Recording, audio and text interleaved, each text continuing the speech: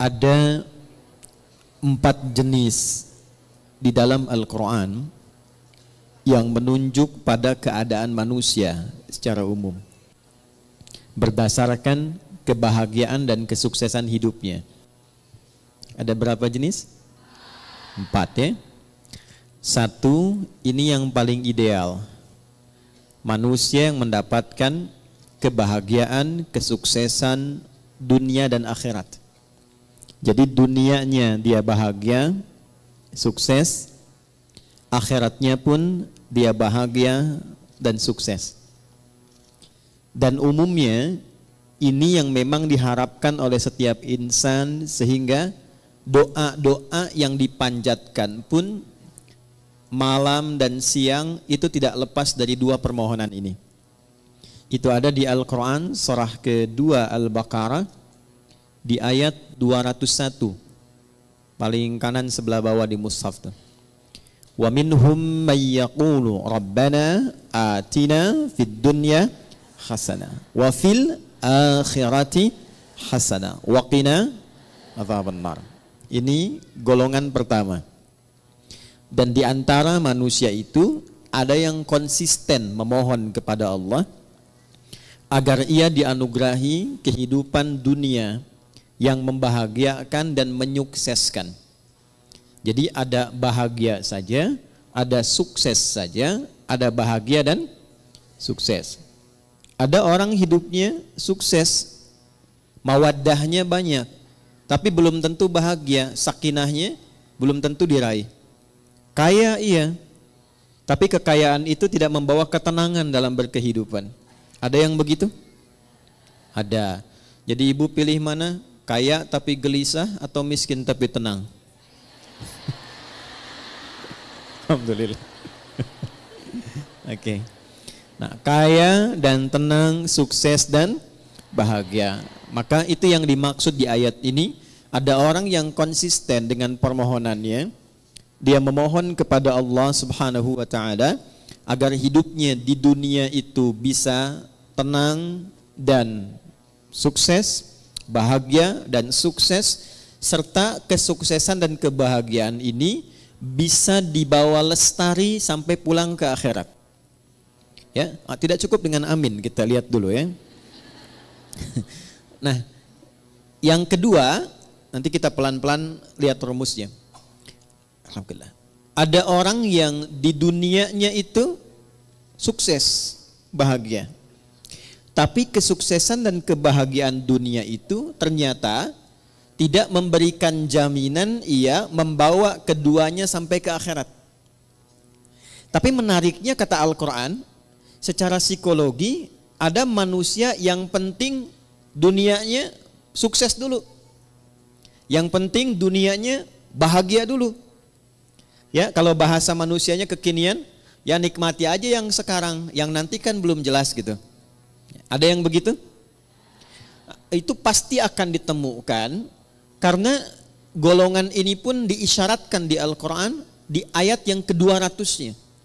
Jadi kalau tadi 201, kita naik sedikit ke atas ke ayat 200, kita akan temukan tipikal golongan demikian. Wa minan nasi may yaqulu rabbana atina fid dunya. Udah, kalau nggak hafal diam aja ya. Hasanahnya nggak ada di situ. Hasanah itu khusus untuk 201 ya. Baik, kalau hafalan masih di ayat 1, jangan diterusin dulu ya. Wa minan nasi may yaqulu rabbana atina fid dunya wa ma lahum fil akhirati min khalaq. Dan di antara manusia ada yang hidupnya memang diliputi oleh harapan dunia saja. Hasanahnya nggak disebutkan. Ini kuncinya nanti. Dan dia tidak punya orientasi akhirat. Yang penting kerja, nikmati. Dapat rumah yang megah, nikmati. Kendaraan yang mewah, nikmati. Bisa jalan-jalan, senang. Urusan sholat, ya nanti. Baca Al-Quran, nggak harus. Akhirat belum datang kok. Yang pasti yang sekarang ada, itu yang dinikmati. Wa ma lahum fil akhirati min khalaq. Dan dia tidak punya persiapan untuk menyiapkan kehidupan abadinya di akhirat. Itu yang Dua. Yang ketiga, ada golongan orang yang memang ngejar akhirat saja. Dunianya tidak terlalu diperdulikan. Dia abaikan bahkan. Ya. Dia tidak terlalu peduli apakah hari ini makan atau tidak. Dia tidak terlalu peduli apakah punya rumah megah atau tidak. Dia tidak terlalu peduli apakah punya kendaraan atau tidak. Yang penting akhirat masuk surga. Saya ulangi ya. Yang penting akhirat masuk surga. Jadi dunianya dalam tanda petik sedikit diabaikan, atau hidupnya biasa-biasa atau di bawah standar, yang penting orientasinya masuk surga. Ini yang ketiga. Yang keempat, ini yang repot. Miskin dunia, fakir akhirat. Jadi dunia sudah nggak dapat, tiap hari pekerjaan tidak jelas, kata-kata tidak terukur, tindakan tidak teratur, perbuatan kadang-kadang juga mohon maaf banyak buruknya. Jadi dunianya tidak jelas, akhiratnya rasa-rasanya tidak mendapatkan harapan karena tidak pernah disiapkan. Maka yang keempat ini kategori miskin dunia, fakir akhirat. Nah, di antara yang keempat ini, 4 bagian ini kita mesti pastikan setiap hari setidaknya kita berusaha untuk mencapai golongan yang pertama. Dan adilnya Allah itu dibuka kesempatan yang demikian untuk seluruh hambanya tanpa kecuali. Jadi ibu tidak harus berpikir jadi ustadzah kah? Ya, atau suaminya jadi kiai kah? Jadi pejabat kah? Jadi hartawan kah? Semua sepanjang kita menjadi bagian dari hamba Allah, maka terbuka untuk mendapatkan bagian golongan yang pertama.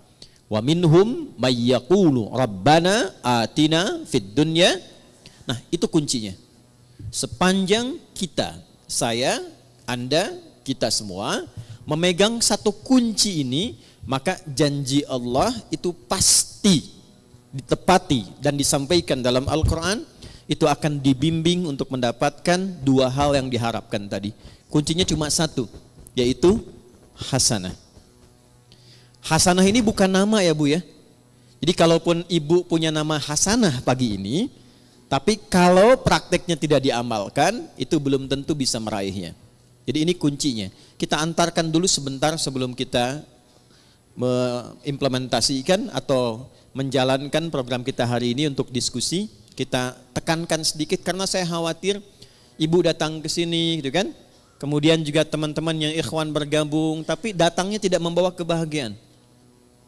Datang tidak membawa kesenangan. Apapun yang tidak dikerjakan dengan menyenangkan, itu tidak akan melahirkan hasil yang maksimal. Ibu kalau masak, hatinya enggak tenang. Masakannya enak enggak? Enggak. Ngantarkan anak, situasi hatinya enggak tenang. Enak enggak? Tidak. Karena itu Islam selalu mengajarkan, selalu hadirkan kesenangan, kebahagiaan dalam semua aktivitas yang dikerjakan. Termasuk sholat. Termasuk baca Al-Quran. Ya, usahakan kalau ngaji itu hatinya tuh disenangkan dulu, ditenangkan. Beda kalau sedang gelisah kemudian ngaji, itu rasanya nggak akan enak. Ayat-ayatnya nggak akan nyampe ke kolbu. Baru masuk sedikit di lisan sudah berhenti lagi. Masuk berhenti lagi. Karena itu rumusnya yang pertama kata Al-Quran, saya agak sedikit percepat untuk menyampaikan pada inti diskusi kita. Wa minhum may yaqulu rabbana atina fid dunya. Nah ini, nggak pakai alif lam ya. Tidak menggunakan alif lam, artinya nakirah, general, terbuka untuk siapapun dalam suasana apapun. Adilnya Allah, Rahman dan Rahimnya Allah, Allah menginginkan semua hambanya tanpa kecuali. Baik laki-laki, perempuan, tua, muda, besar, kecil, keadaan sosial apapun menurut manusia pada umumnya, kata Allah, ia punya kesempatan yang sama untuk sukses dan bahagia dunia sampai akhirat. Jelas sampai sini? Baik. Apa itu hasanah? Ya. Ada yang tahu hasanah itu apa? Ya. Ya itulah ya. Baik. Satu paling gampang dulu ya, pelan-pelan. Hasanah itu sifat dari karakter ihsan. Nanti satu kata, akar dasarnya itu hasuna, hasan. Nanti kegiatan untuk mendapatkan itu disebut ihsan, ahsana yuhsinu. Nah, akumulasi karakternya, sifatnya, atau bahkan value hasilnya itu disebut hasanah namanya. Jadi kalau kita mengerjakan sesuatu dengan sifat ihsan, nah itu hasilnya disebut dengan hasanah. Saya ulang ya. Kalau kita mengerjakan segala hal dengan sifat ihsan. Sifat ihsan. Ini, ihsan.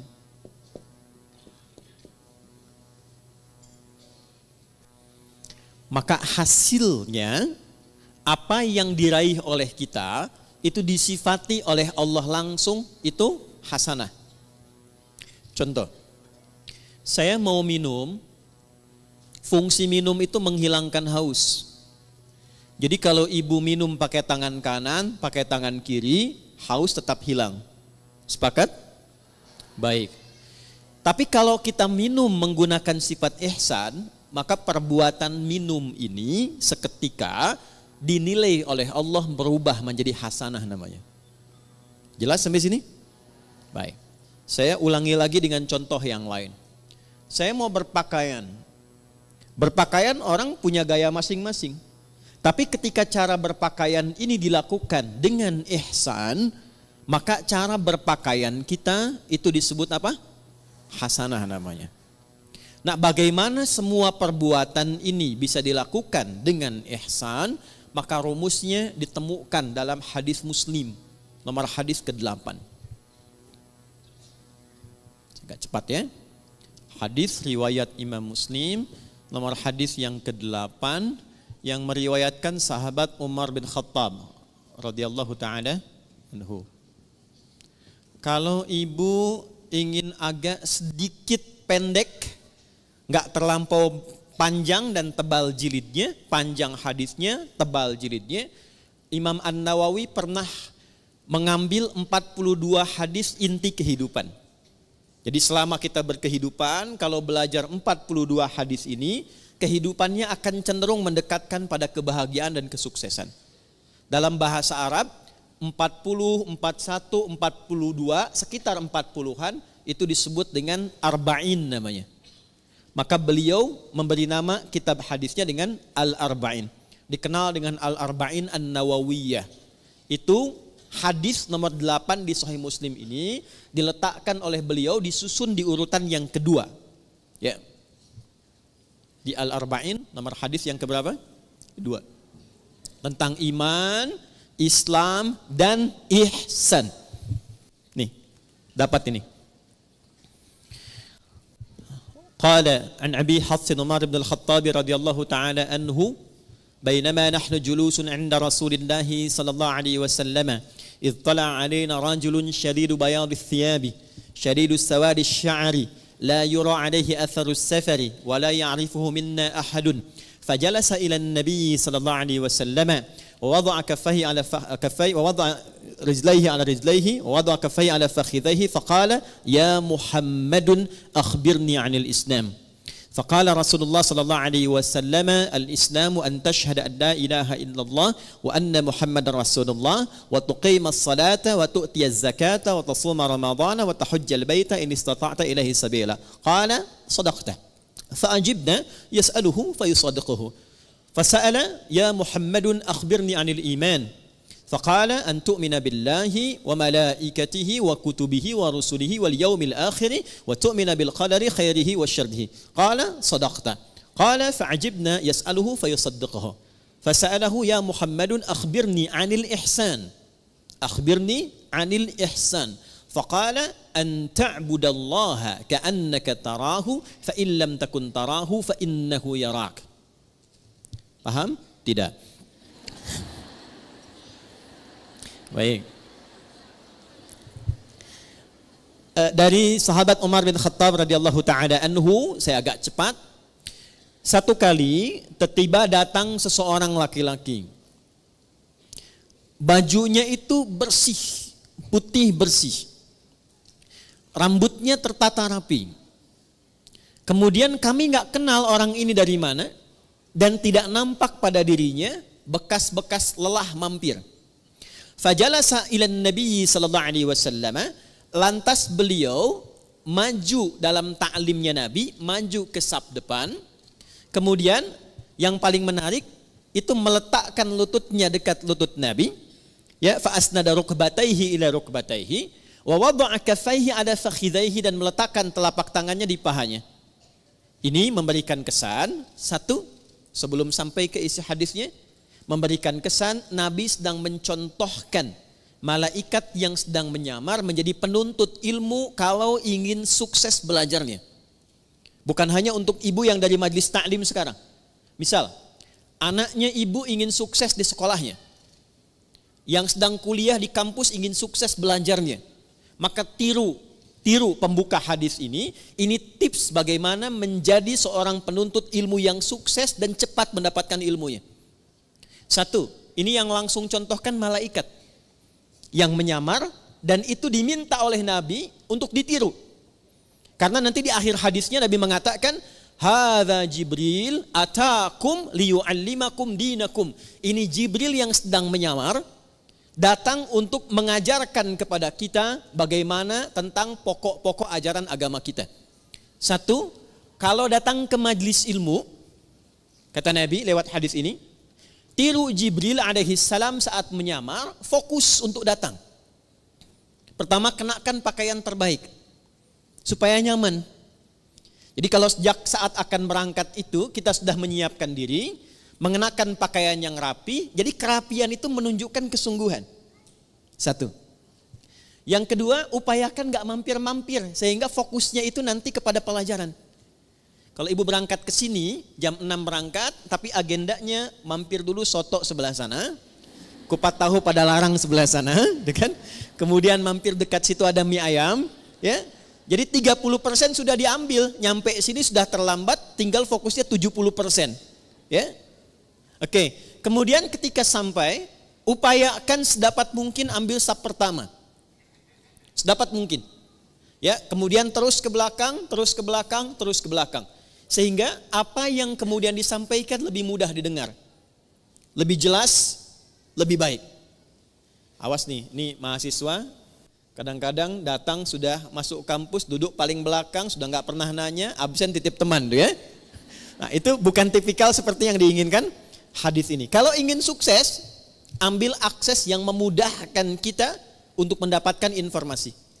Kalau enggak terlampau dekat di depan, cari yang dekat mic, ya, supaya mudah mendapatkan apa yang disampaikan. Lalu setelah itu, ini dia poinnya. Beliau kemudian bertanya. Kalau tidak tahu, tanya. Kalau ingin dapat informasi baru, tanya. Itulah sebabnya kenapa tema hari ini kita tanya jawab, salah satunya ingin mengamalkan hadis yang disampaikan ini.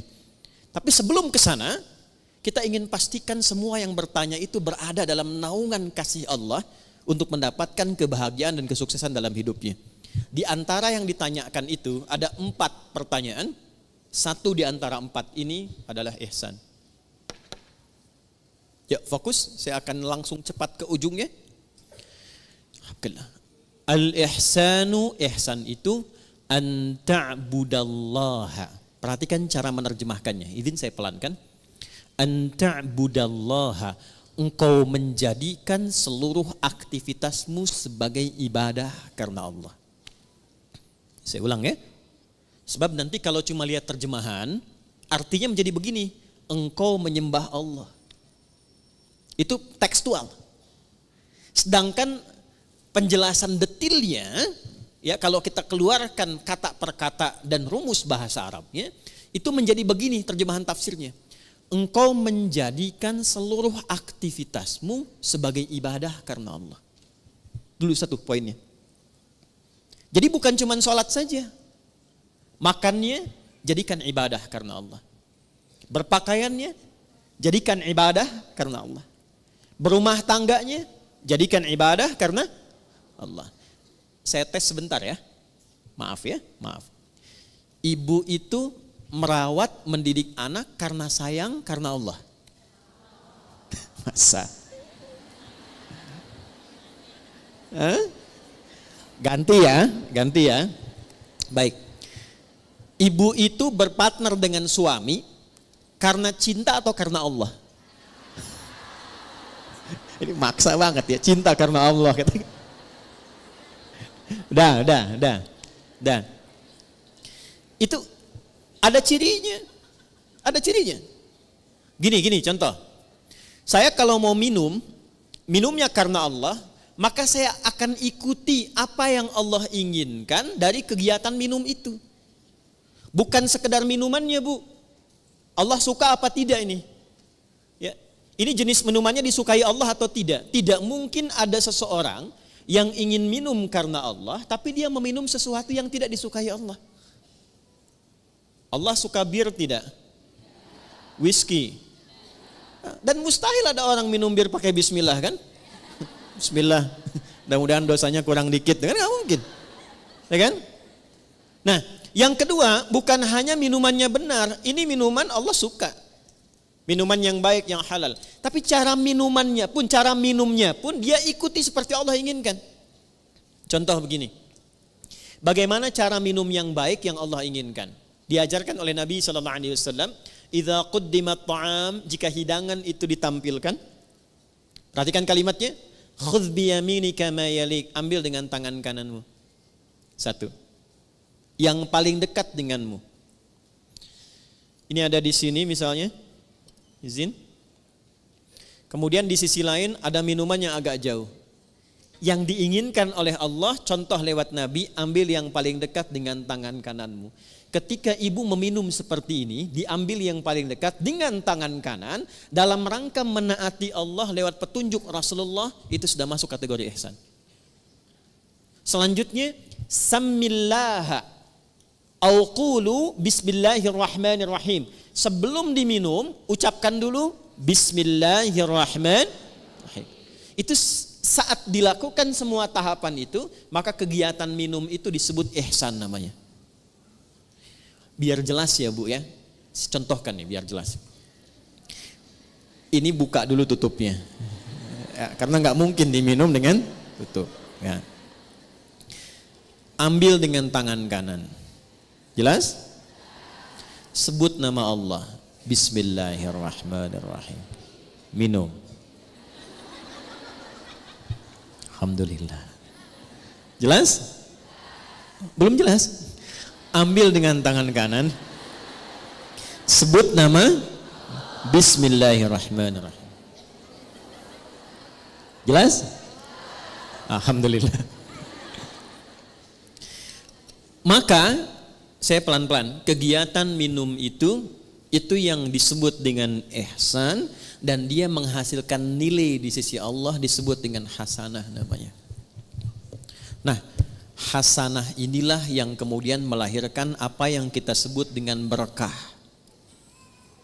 Berkah. Ini dia. Teruskan turunannya. Berkah inilah yang mengantarkan pada kesuksesan dan kebahagiaan. Nih, sukses plus bahagia. Ini asalnya. Dan keduanya ini tidak berhenti di dunia. Sepanjang dilakukan dengan sifat ihsan, ditulis dengan hasanah, keluar sifat berkah, mengantarkan pada sukses dan bahagia, dan perjalanannya terus panjang mengiringi sampai ke akhirat. Nih, sampai ke akhirat. Pelan-pelan ya. Ini poinnya. Makanya sering kita katakan di lisan kita, saya pengen cari berkahnya aja. Saya pengen cari berkahnya. Nah, berkah itu Bu, bukan harus kita tafsirkan sedikit, tidak. Bisa banyak. Bahkan kalau kita lihat bahasa Al-Quran, lafaz berkah dalam Al-Quran itu yang paling menarik ketika benar dikerjakan dengan sifat ini, itu dijamakkan bentuknya. Bentuknya jamak. Yuk, saya gali dengan cepat sedikit ya Bu ya. Pelan-pelan lihat rumusnya ke sini. Pekerjaan dikerjakan dengan apa tadi? Nah, rumus untuk menjadi ihsan itu, rumusnya 2, iman plus takwa. Iman plus takwa sama dengan ihsan. Karena itu sering kita diminta dalam Al-Quran, tingkatkan takwamu, tingkatkan takwamu. Pernah dengar nggak kalimat itu? Ya, tingkatkan takwamu. Dan kalimat takwa itu seringkali dibuka dengan iman atau disandingkan dengan iman. Ali Imran ayat 102, ya ayyuhalladzina amanu taqullaha haqqa tuqatih. Iman dan takwa, iman dan takwa. Kenapa kita diminta beriman dan bertakwa? Supaya muncul karakter ihsan. Kenapa bisa menjadi ihsan? Supaya mendapatkan hasanah. Kenapa hasanah penting? Supaya meraih berkah. Kenapa berkah penting? Supaya harapan kita terkabulkan. Semua pekerjaannya sukses, hasilnya membahagiakan. Dan jaminannya bukan cuma di dunia, akan wafatnya juga diberikan kedamaian. Di alam kuburnya diberikan keberkahan. Di akhiratnya dibuka keberkahan. Jadi kalau sudah muncul iman takwa, lahir ihsan, itu keberkahan dibuka di langit dan di bumi. Saya ulangi, di langit dan dibuka, di langit dan di bumi itu dibuka. Ada di Quran surah ke-7 ayat 96. Rumus ini ada Quran di Quran surah ke-7 Al-A'raf ayat 96. Yuk kita lihat pelan-pelan. Walau anna ahlal qura, buka mushafnya, amanu iman, wattaqau taqwa, la fatahna alaihim barakatin, berkah jamak sifatnya. Lihat ayatnya. La fatahna alaihim barakatin minas sama' wal ard. Langit dan bumi. Ada ayatnya? Quran surah 7 ayat 96. Walau anna ahlal qura amanu wattaqau la fatahna alaihim barakatin minas sama'i wal ard. Ada ayatnya? Oke. Sudah? Pelan-pelan. Jadi ketika ayat itu diturunkan kepada Rasulullah sallallahu alaihi wasallam, yang diinginkan bukan sekedar jadi bacaan.